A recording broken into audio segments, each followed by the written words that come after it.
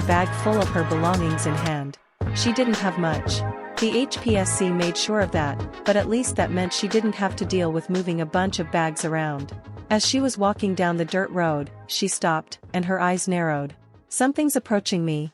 Sai then opened a gate behind her, and a blunt sword flew out of it, just in time as Sori had lunged at her from behind, and was about to grab her, but the sword hit her in the chin and caused her to go fly back. Ow! Shit! Sori said as she rolled backward, landing on her toes. Damn, that hurt. Sai didn't give her time to recover, and Sori became surrounded by portals, from every angle, with the tips of swords jutting out of them threateningly. Oh wow, that's a pretty neat quirk you got there, Sori said, looking around at the swords. Who are you, and what is your business with me? Sai asked her in a harsh and strict tone, delivering an intense glare towards the cat girl. Well, you see, I'm this place's guard. So it's kinda my job to stop suspicious people from just walking up the house. Sori explained casually, not at all fazed by the weapons surrounding her. Wait. You're the other guard Midoriya hired. Sai realized as she recalled Izuku talking about Sori during their meeting. Your name is Sori if I recall. Oh, so you're my partner. Sword girl. Sori said, realizing her mistake. Would you look at that? Damn, I need to stop instantly attacking things in this place. Always end up doing something I shouldn't. You should probably stop instantly attacking people in general, Sai told her, deactivating her quirk. Hey, I didn't say we were done fighting. Sori frowned, getting into a lunging stance. Sai just gave her a bewildered look. What? I want to know just how capable my partner is, Sori explained with a savage grin on her face, her tail moving side to side in anticipation. Also, I've been stuck in the hospital for like a month, and now I finally get the chance to fight someone strong? No way in hell am I letting a chance like this go. Now get ready.